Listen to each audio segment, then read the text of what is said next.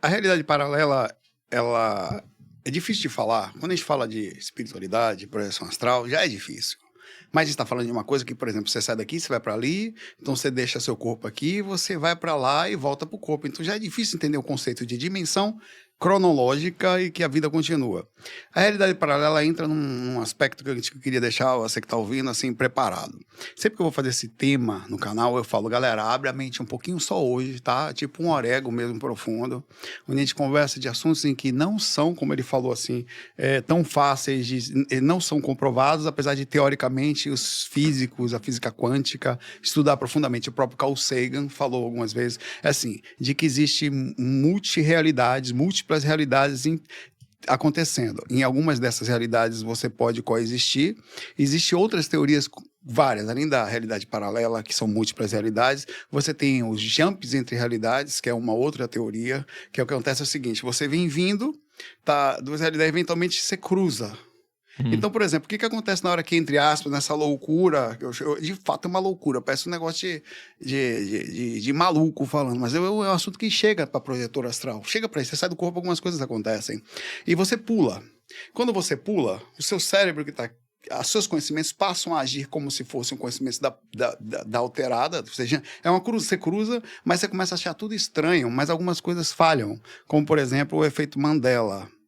O efeito Mandela é um dos conceitos de jumps de realidade, ou como as realidades se cruzam. Para algumas pessoas, Mandela tinha morrido há muito tempo, para outras, ele não ficou preso.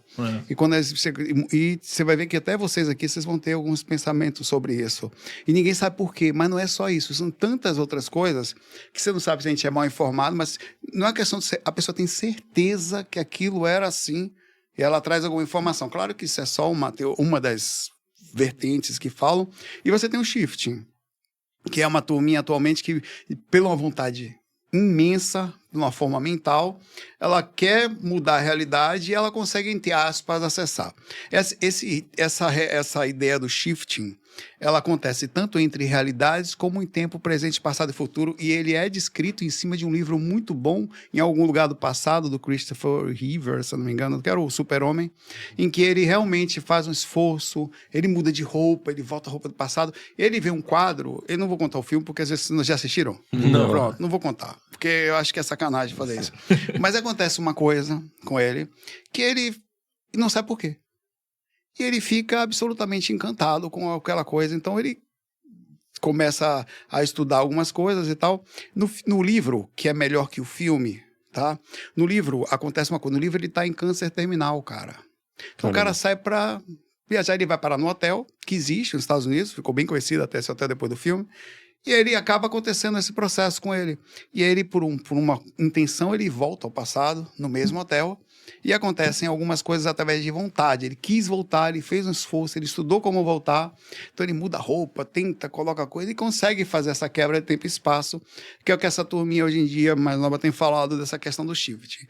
Não é uma coisa fácil, apesar de já muitas pessoas terem sensações, e até eu tive uma experiência, por exemplo, estranha, com algo parecido com isso, mas foi fora do corpo, não foi em outra... Fisicamente? Não foi físico. Como que foi a experiência? Eu morei na infância em uma parte em São Vicente, na cidade náutica, e outra parte em Santos. Então, antes de me mudar para Salvador, eu morava ali na cidade náutica, em São Vicente. E aí eu fui fazer uma prova em Guarujá, na UniOeste, de transferência, de faculdade. Aí eu passei, mas na história não foi essa. Aí eu fui fazer a prova e passei na região que eu morei ali nos anos 1980, 84, 85, 83, toda essa parte aí. Era criança. E aí eu fui lá na rua, quando eu saí no oeste, eu fui lá na rua que eu morei. Aí eu comecei a conversar com os moradores, ainda tinham pessoas lá que moravam lá, algumas pessoas que... Eu fui para casa com uma sensação nostálgica muito forte, mas muito forte. Até comentei, eu fiz um vídeo sobre isso na hora, lá no estacionamento da UniOeste. Eu fiz um vídeo falando sobre isso. Eu fui para casa, mas não tinha nenhuma intenção. Aí eu saí do corpo esse dia e fui para o passado. Eu não sei... Eu estava lúcido, não foi... Tudo bem, pode ter sido uma viagem por eu ter estado lá, mas como é que... Se foi uma viagem, eu tinha consciência que eu estava lá, eu sabia, eu achei estranho. O que aconteceu? Eu apareci voando em cima de carros antigos. Então eu via Passat, Corcel, Diplomata, todos os carros antigos, Escort, dos anos 80. Aí eu tava voando, eu falei, tô no mundo espiritual do passado. Aí eu parei, eu vi um cara no chão, e eu parei e peguei o cara, e ele me via. Então eu falei, cara, onde é que a gente tá? Ele falou, que ano nós estamos? Eu perguntei para ele, ele falou, 1984. Ele falou, você é espírito? Ele falou, eu sou desencarnado. Eu peguei ele, para você ter ideia, levei comigo voando pelo local que nós estávamos, lúcido, e eu via lojas antigas, os shoppings antigos, tudo antigo naquela, eu não sei que lugar. Perfeitinho, assim. Eu não sei o que aconteceu. Aí eu fiquei na dúvida, eu voltei pro corpo, eu fiquei numa dúvida. Eu não sei se eu inventei isso tudo, mas eu estava lúcido. Então, eu questiono todas as opções. Eu não sei se eu entrei numa situação do astral que existe como se eles vivessem em 1984 e achassem assim, ou se eu realmente voltei no tempo. E se eu voltei no tempo, eu quebrei, entre aspas, o espaço e tempo. Eu fui onde eu podia ir. Como eu estava em corpo astral, eu não podia ir no corpo físico, que, entre aspas, então foi o que eu pensei. Então, existem coisas que o projetor astral ele é convidado constantemente a sensações assim. Como você, por exemplo, quebra o tempo e espaço várias vezes. Você vê coisas fora do corpo que estão para acontecer e você não entende como que isso acontece, mas ainda não é realidade paralela. Mas você percebe que existe uma interação muito forte com essa questão de tempo e cruzamento, assim. Por isso que ela acaba vindo. Mas daí, então, o que seria, de fato, a realidade paralela? Então, existe uma maneira de descrevê-la? Existe assim, basicamente assim. Diz que existe diversas, ou milhares, ou milhões, ou bilhões de realidades iguais ou próximas, em que em algum lugar existe... Essa é uma delas. Uma das teorias é que em algum lugar existe alguém igual a você, vivendo exatamente a mesma vida, com forma parecida. Existe alguma que são tantas que você está em várias dessas. Como se o universo se copiasse tanto e várias vezes, são tão infinitos que eventualmente ele copia parecido com a gente. Existe uma outra, que aí é a parte mais espiritualista da realidade paralela, que esse conceito da realidade paralela é científico, tá? Isso que eu falei agora. Entendi. Que existem múltiplas realidades em que elas se copiam tanto que alguma coisa vai ser igual a outra em algum momento, inclusive igual a gente. Mas o conceito espiritualizado, ele é mais, obviamente, viajado, mas é interessante. Diz que nós somos uma consciência em algum ambiente, e nós expandimos essa consciência para alguns lugares. Por exemplo, uma parte dela vem para o planeta Terra, um exemplo, segundo fala. Eles chamam de mônadas. Chegando no planeta Terra, como um polvo, ela abre. E ela, quando abre, ela subdivide para que você ganhe experiências em pontos diferentes, não necessariamente na mesma frequência. Às vezes tem gente que vai para um ponto diferente. Esse conceito ele é aceito até pelo espiritismo sobre outra ótica, que é a subdivisão de almas grupais. Almas grupais. Dentro do espiritismo diz que os girinos, as aves, as plantas, os minerais, alguns outros animais, eles subdividem a consciência numa mesma cronológica.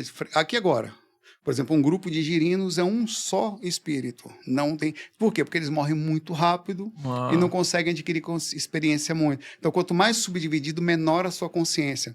Inclusive, nessa teoria das mônadas espiritualistas, do espiritual, que acontece com uma pessoa que começa a melhorar a consciência? Ela começa a subdividir menos. Quando mais centrado você vai ficando, você menos precisa subdividir, que você começa a conseguir ganhar experiência. Quanto mais, aí você começa a pegar uma mesma unidade e ficar mais pleno. Mas é não saber. Existem várias ideias. Alguns espiritualistas ainda defendem, eu não tenho essa informação, assim, nunca vi, que você pode ter essa subdivisão na mesma encarnação. Eu nunca consegui nem conceber, assim, é difícil imaginar. Não é possível, tá? É porque tem muitos que defendem a ideia de que uma pessoa que ela toma decisões diferentes, vamos supor, eu casei, pode existir uma realidade paralela que eu não casei, sou solteiro. Você é solteiro. Então minha vida seria totalmente diferente nesta realidade paralela? Diferente e conectada a você. Diz que existe uma outra teoria que partes das nossas, como nós somos nós, entre aspas, essa da parte, é você mesmo, subdividido. Que às vezes você passa por uma determinada experiência traumática, um peso muito forte, ou um desencarne e tal, ou qualquer coisa, numa determinada frequência que você sente sem entender como aqui. Por exemplo, você lá, digamos que você não seja casado numa outra realidade. Sim. Não sei se você é aqui o exemplo, mas digamos. Eu sou noivo atualmente. É noiva. Digamos que lá você não seja. Ou tenha acontecido alguma coisa. Essa conexão, essa experiência, entre aspas, ela é meio que compartilhada. É o que dizem. É um assunto que, como eu falei, assim, a própria projeção astral e a espiritualidade ela já entra num tema dificílimo de falar, até de conversar. E a gente já é dado como doido falando de projeção astral. Então, quando você começa a falar desse assunto, aí é doido de vez. Mas vamos embora. Mas se a gente olhar para a projeção astral, existem várias técnicas que você faz. A projeção astral é comprovada. Que é entre comprovada. aspas. Exato. Não estamos trabalhando, até falamos num capítulo anterior, sobre a tentativa de fazer experimentações e tal. Mas a projeção astral, eu posso falar para você, inclusive eu não sei se esse curso é gratuito, tá? Então, o curso viagemastral.com.br é totalmente gratuito. Não tem custo nenhum, não tem mesmo. Então, aquele curso eu falo para as pessoas, as pessoas conseguem sair, faz experimento, vários, e ela consegue ver o próprio corpo. Então, por mais que ela tenha alguma dúvida se é real ou não, ela está tendo uma experiência ali daquilo que está acontecendo.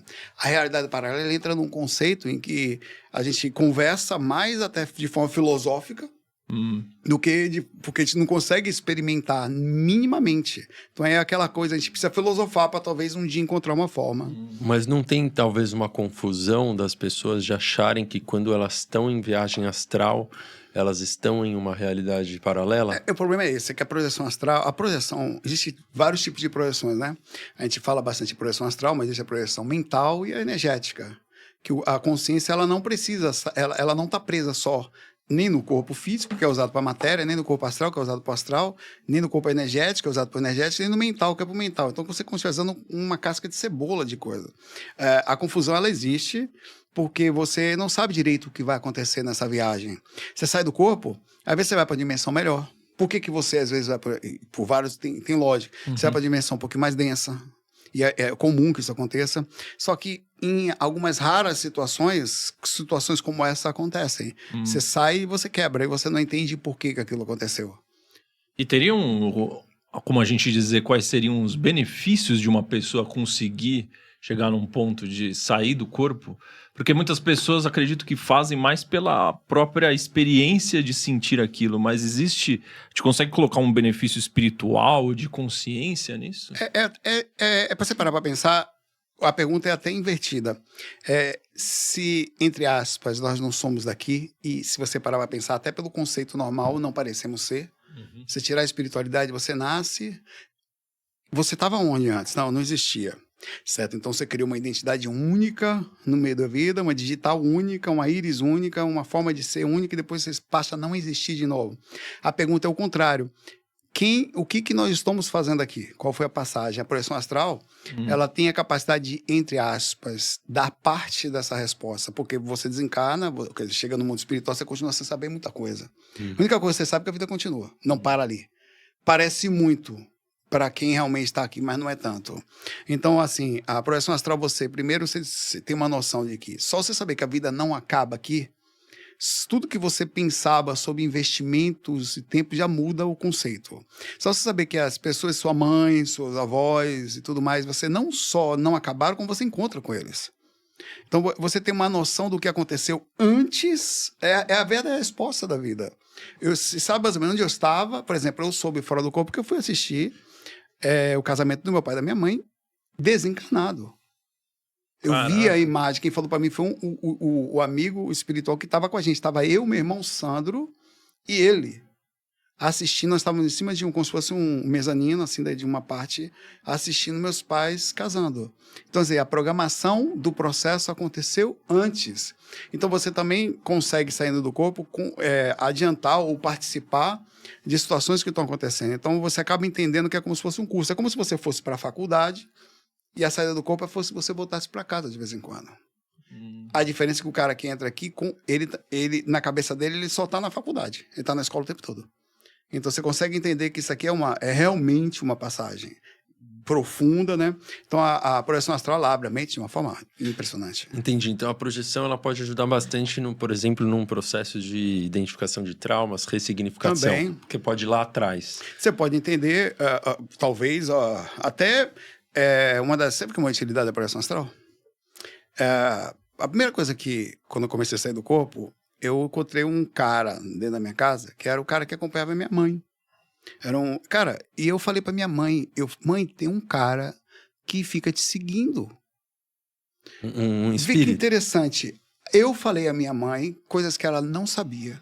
Que a mudança de personalidade que ela tinha constantemente não era só dela. Também era, porque é uma porta.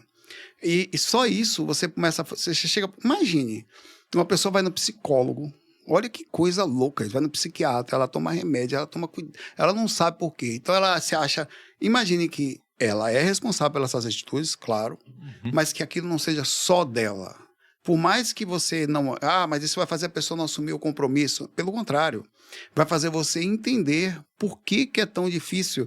Até a forma como nós tratamos os pacientes vai mudar no momento que a gente perceber que as influências existem. Então, a parte espiritual é impressionante. Ela pega todos os ramos, você imaginar. O que seria a porta que você disse? A porta seria as dificuldades que nós próprios temos. Por exemplo, você tem um determinado nervosismo, você tem uma tendência a uma determinada coisa, e aquilo é usado. É usado como foco, porque... É usado pelo espírito. Sim, por que é feito? Quem são os espíritos? A gente mesmo. Por que eles fazem isso? Porque esses caras ficaram presos em situações que não pertencem, por exemplo. Aqui nós temos coisas que só o corpo físico faz. Quando você fuma, você gera uma troca gasosa, que gera uma reação, que passa pela barreira hematocefálica, libera neurotransmissores, que é uma sensação única bioquímica que só você tem. Só o corpo físico faz isso. Se você sai daqui, digamos que a vida continua, é só pensar, com o mesmo vício e continua, não existe mais corpo para biologicamente causar a mesma reação bioquímica. Então, o que acontece? O espírito que fica preso nessas vontades, ele beira as pessoas que fazem exatamente isso. Então, por que nervosismo faz? Por que vícios fazem? Porque é o que essas pessoas buscam. Elas buscam sensações que levem às mesmas, digamos, controles ou saciamento físico que elas mesmas tinham enquanto estavam vivas. Então, por isso que existe uma interligação muito interessante isso. É como se fosse um processo de troca energética. Eu só consigo se eu encosto em você. O espírito não consegue mais sentir as coisas. Ele sente coisas melhores, diferentes, mas ele não consegue mais sentir as mesmas sensações que você tinha enquanto estava aqui. Só o corpo físico faz isso. Você estava explicando da viagem astral, né? Você disse que tem outros dois tipos, que seriam a viagem mental e a energética. A mental ela é mais palpável. É menos palpável. Menos palpável. É mais difícil. Mais difícil. O que é mais difícil controlar? Seu corpo ou sua mente? Mais fácil meu corpo, mais difícil minha mente. Exato. Sim. Então, por isso ela torna-se, por isso que ela é mais difícil. Mas o que seria, se você pudesse explicar pra gente, o que seria a viagem energética? A energia da gente é o seguinte, a consciência ela é meio que um ser mutante que vai controlando é como se fosse um robô, ela vai controlando onde passa. Por exemplo, se nós pegássemos o seu corpo físico e colocássemos você dentro de um escafandro e colocássemos você dentro d'água, você ia continuar, daqui a pouco você ia estar mexendo ali devagarzinho, uma limitação você ia estar usando. O corpo energético, você tem um corpo físico, e você tem o corpo energético, que eu comparo ele à placenta. Olha que interessante. Para um bebê nascer, ele precisa ter a placenta para poder trazer nutrientes enquanto ele está ali no corpo da mãe. Depois que ele sai, a placenta é descartada, chama de equitação. O processo do desencarne é igual. Você tem um corpo físico, você tem uma placenta energética, que é o corpo energético, esse específico para isso, e o corpo espiritual que usa isso. Só que ele não se limita só a ser um intermédio. A consciência consegue atuar nesse sistema energético também. Então, o sistema energético é muita coisa, além de ser um veículo. Então, por exemplo, a clarividência acontece no sistema energético. A clarividência viajoura, que é a visão remota, também acontece no sistema energético. As leituras... A telepatia não. A telepatia entra no sistema mental, que pode também estar, por exemplo, eu posso estar aqui agora... Por que é complexo? Porque a consciência está fazendo tudo isso. Você emite um campo daqui para cá. Isso tudo emite campo. Você emite cheiro e também emite... O cheiro é uma identificação perfeita que você está pegando o campo de alguma coisa, mas não é só. Quando você joga uma energia para cá, eu posso, através do sistema energético, fazer a leitura só do seu sistema energético, trazer para mim, interpretar em sensações e falar que eu estou sentindo o que você está sentindo e não é telepatia ainda. Telepatia é quando eu leio diretamente o campo mental. Entendi, mas... Quem entra no campo mental. Então, o sistema energético, a pessoa consegue... Eu posso estar aqui agora, ele é mais liberto. Assim, o energético e o mental, eles são mais libertos do que a projeção astral. Apesar de... Porque eu consigo estar aqui agora e sair em sistema energético, expando a minha energia e consigo ver uma coisa à distância. O corpo astral, para você sair do corpo, tem que dormir.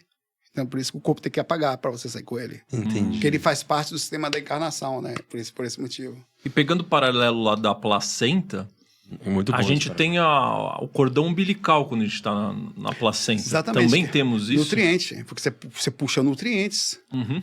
No caso da mamãe, a gente puxa nutrientes da mamãe terra. Então, mas Deve ser a existe mesma coisa. Bonitinho, né?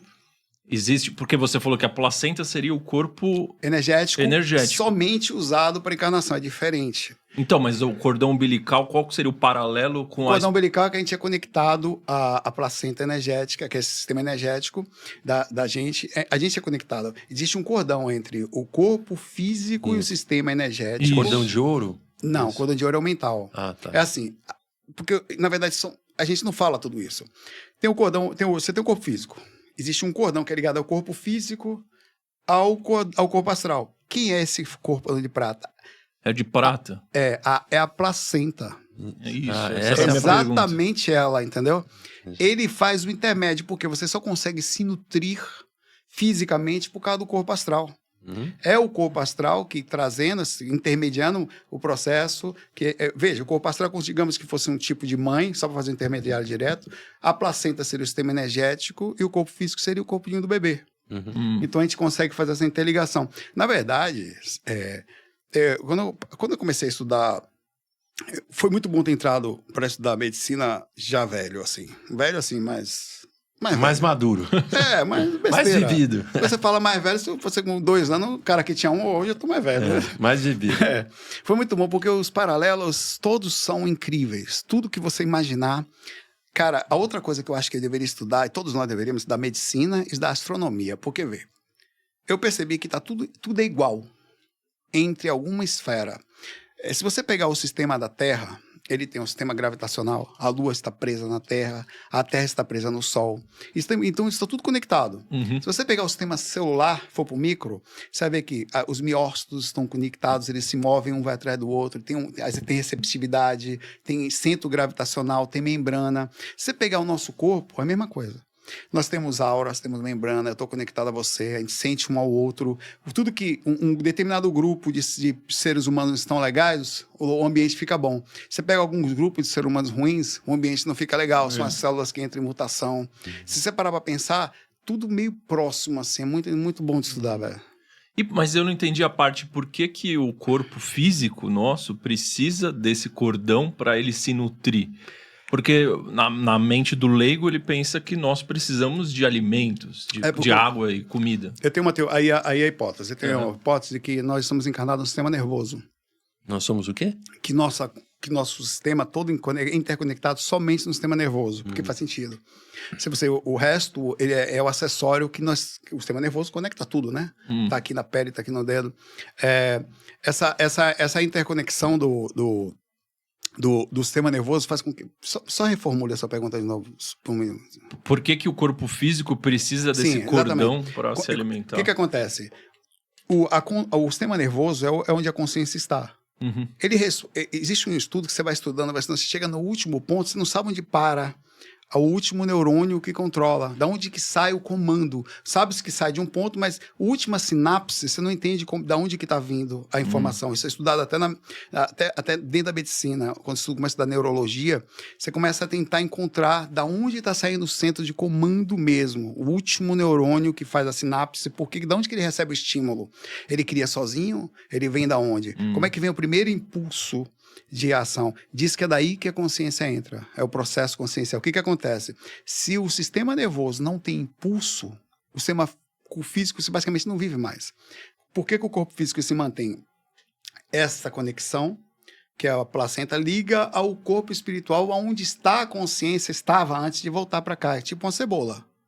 Por exemplo, eu posso pegar você, colocar dentro d'água e tirar o corpo físico seu e deixar o escafandro lá de vez, você vai morrer. Não funciona assim.